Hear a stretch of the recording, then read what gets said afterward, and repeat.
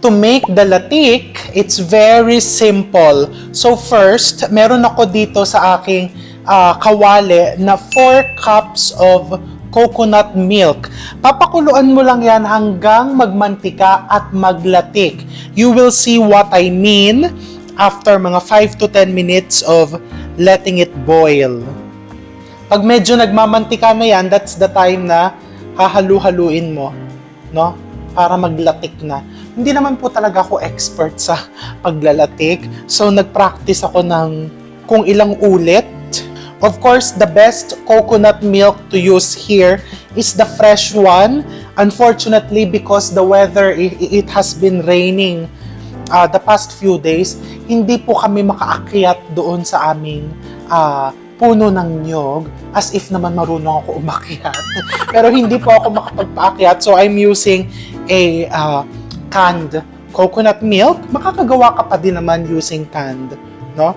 So, yan, you just bring it to a full boil, or maybe ang medyo English term nito is you want to reduce the coconut milk until it turns oily.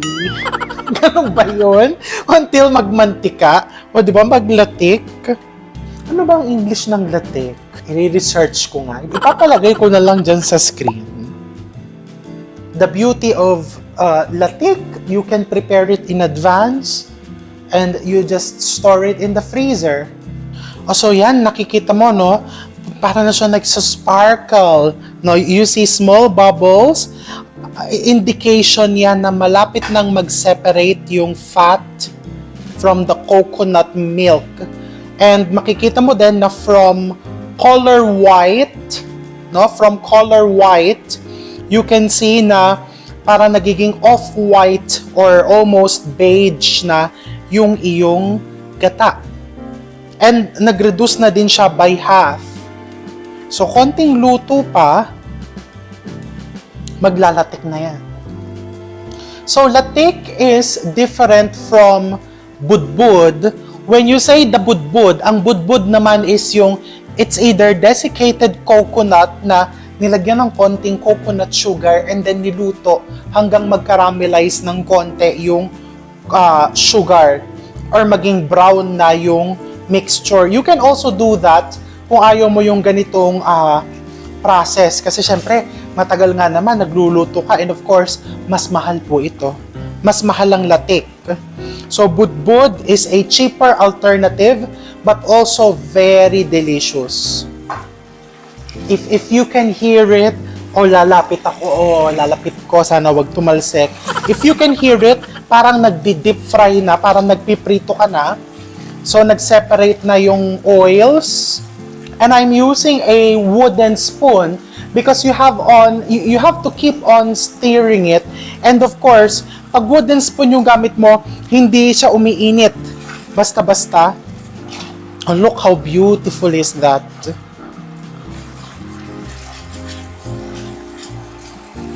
Okay, kailangan bantayan mo siya. Ito na yan, naglalatik na.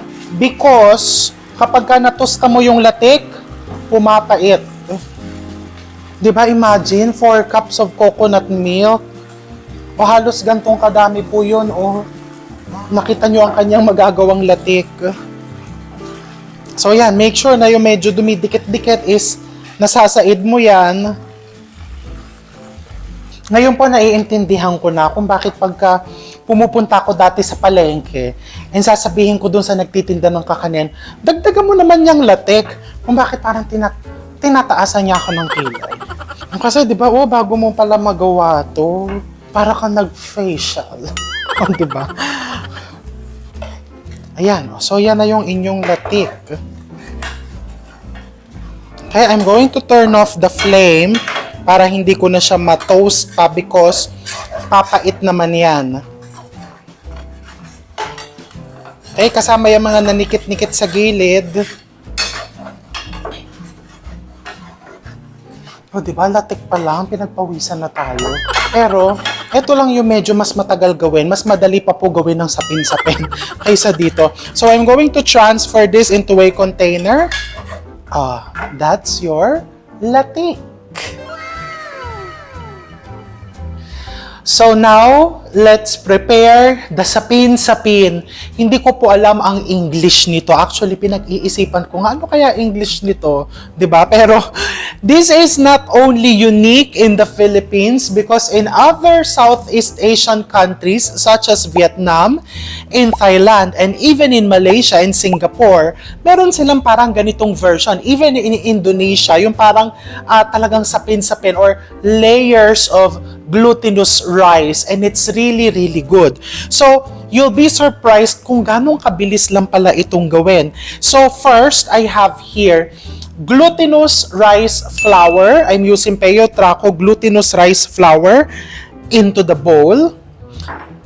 Brown sugar, para lang sigurado kang smooth and walang mga dirts or kung ano-anong lumps, isift mo yung rice flour. Okay? And then, I'm going to get a spoon. I'm going to put my condensed milk. 1 can of condensed milk. So, eto na yung magiging pinakapampatamis nung sapin-sapin mo. The condensed milk, 1 can, and you have coconut milk. Ganun lang kasimple. Di ba? And as you can see, may concert na dito. Umuusok-usok na ako. Ayan, dahil binuksan ko na yung steamer. And whenever you're cooking kakanin, you want to make sure na malakas yung apoy, talagang full boil. Okay, I'm going to beat this. I'm using brown sugar or the washed sugar because I've been reading cookbooks, Filipino cookbooks, and ang ginagamit daw talaga sa probinsya is yung the palm sugar, yung raw sugar. No, that's why kakanins, yung mga authentic na kakanins from the province, makikita mo talaga that the color is not perfect white and hindi talaga perfectly smooth. O, di ba? So talagang ang isang bagay, pag authentic, hindi talaga perfect yan. No? May mga imperfections, pero pagka tinikman mo, kapag inuri mo, talagang mapapasaya ka. Diba? So you just mix it, and then depende kung ilang kulay ang gusto mo. Today, I'm preparing 3 colors. I have ube, and I have orange, and yung isa is plain lang. So, i-divide mo yan into 3. Ang bilis-bilis po gawin. When I was developing the recipe, nagulat din ako. Kasi talaga akala ko, nako, para gawin niyang layers na yan, kailangan ba buong araw kang nasa kusina? Hindi po. Mabilis lang siya. So, divide into 3.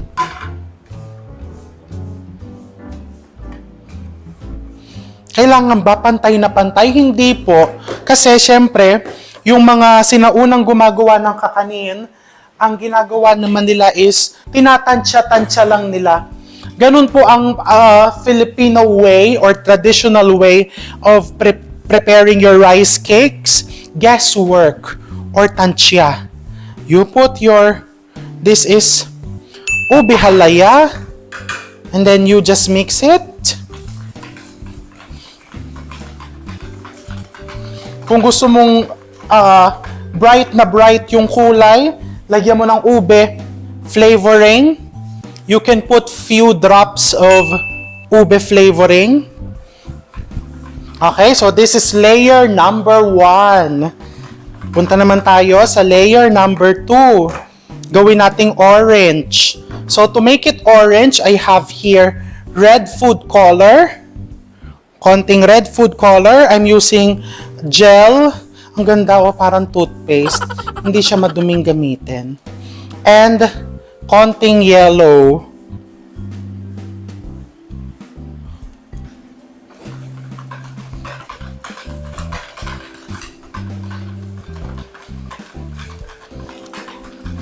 O orange. O let's say gusto mo din kulayan to, gusto mong gawing yellow. Pwede mo din naman lagyan yan ng yellow. Few drops of yellow, food color. And then you mix it, wire whisk. O, diba? kung anong color ang type mo.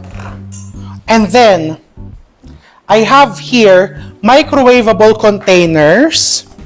These are food grade, so you don't have to worry. Since microwavable sila, it can withstand heat in the steamer. Pero syempre, kung ayaw nyo po gumamit ng plastic, pwede kang gumamit ng lianera. You can even use Pyrex. Pwede mo pang lagyan ng dahon ng saging yan. Or kung saan ka masaya, yun ang gamitin mo. Today, masaya akong gumamit nito. Ay, ayan tuloy. Because, ipangririgalo ko po yan. So, para diretso na, lalagyan ko na lang ng ribbon. So, nasa sa'yo yan kung anong layer ang uunahin mo. Pero ako, uunahin ko yung ube layer. Because, may starch siya para mas matagal siyang mag-set. So, lagyan mo lang evenly, you just divide it evenly between your containers.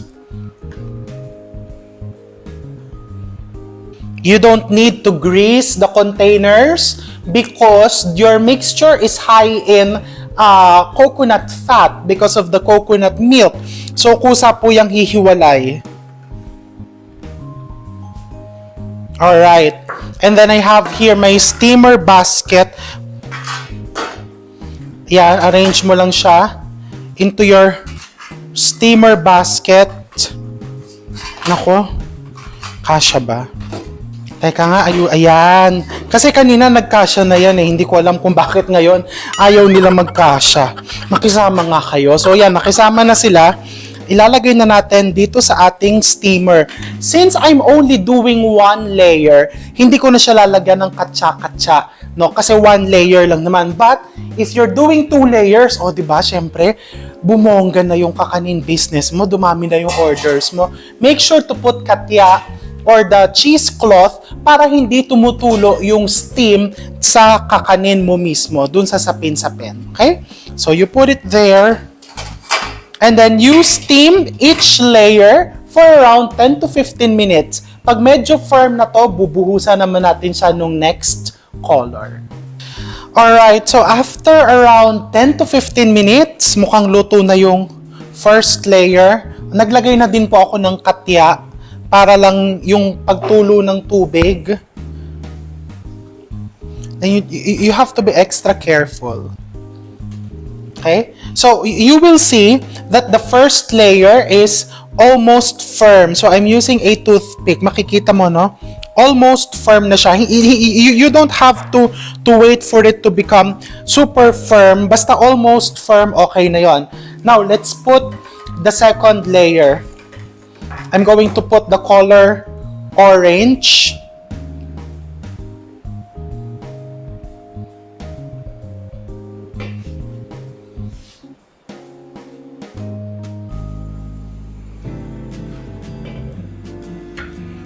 Okay.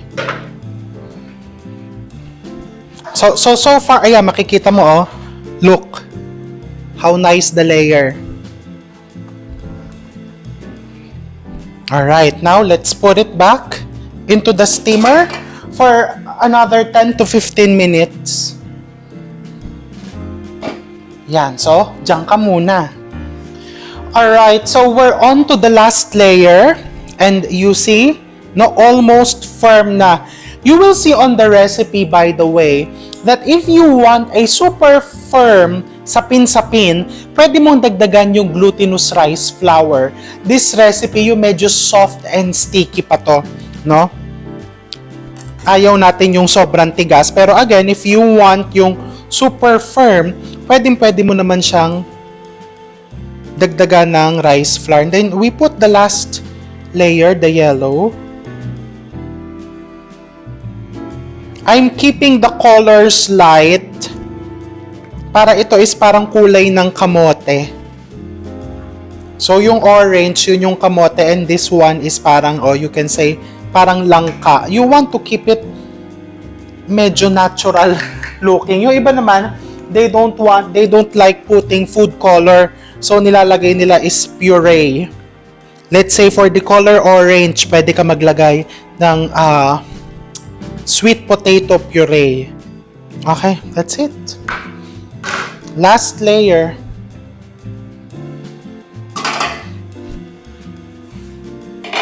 And then this is how you put your katya.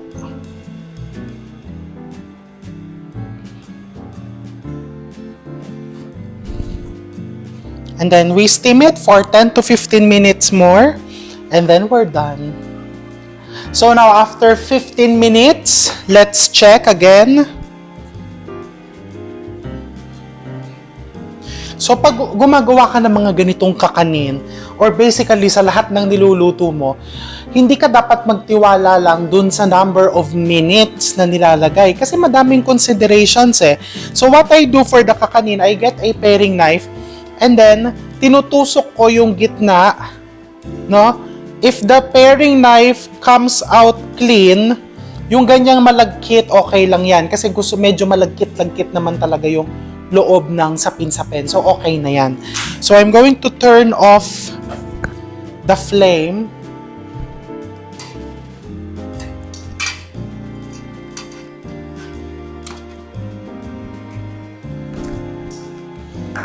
You see the layers?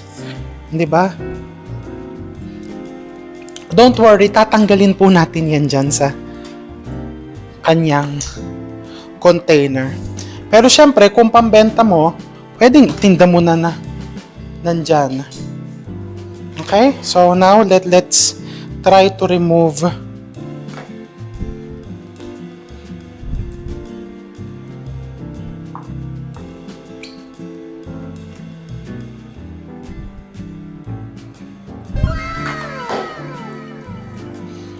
diba?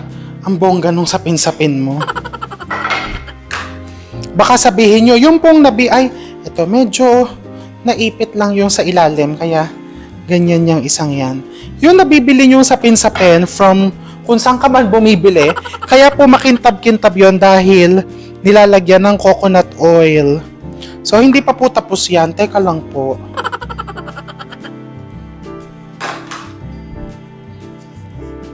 Diba? Lagyan natin ng coconut oil. Ito. So, yung mantika na ginamit mo for the latik,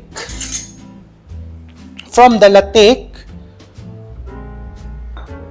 ayan.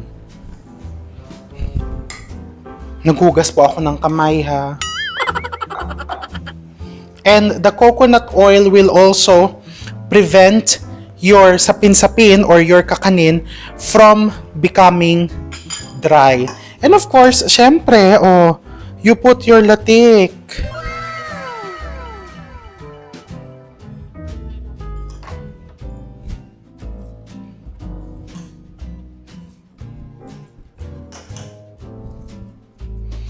Magtitira ako para dun sa isa. Diba? Nakita mo naman kung ganong kabilis lang pala gawin niyang sapin-sapin na yan. Diba? It sounds challenging or it looks challenging, but the truth is, it's very easy to prepare. So I'm going to get, ito na din ang panghiwa natin. A small knife. Mainit pa po siya. Pero gusto ko na siyang tikman. So makikita mo yung loob niya is still malagkit-lagkit. Kailangan to, palalamigin mo ng konti.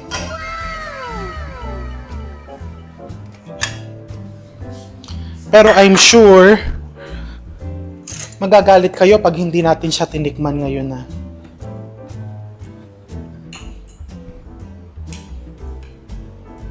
So let's try the sapin-sapin.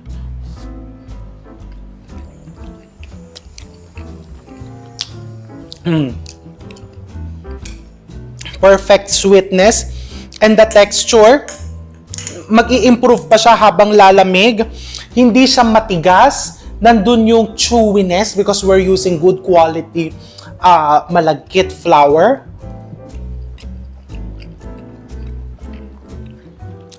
And I can still feel and taste the bits of the ube.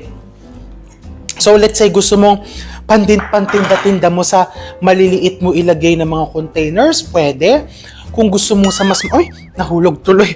Kung gusto mo sa mas malaki, pwede din naman. No problem at all. mukhang medyo, okay, understand. Kasi sabi ko, parang medyo mas makapal yung ube layer. It's because yung container niya is makitid yung ilalim. Mas makitid yung ilalim. Kaya mas nagmukhang makapal yung ube. As you can see on the layering. And ganito lang yung texture na gusto mo. Nakita mo, yung malagkit-lagkit. Ayaw mo yung sobrang firm na matigas na, no? Pag lumamig to, mag-firm lang siya ng konti, pero mare-retain pa din niya yung kanyang pagiging malagkit. And again, the color, it's up to you. Kung gusto mong mas vibrant, ang mahalaga dyan, hindi lang yung kulay, but of course, the flavor.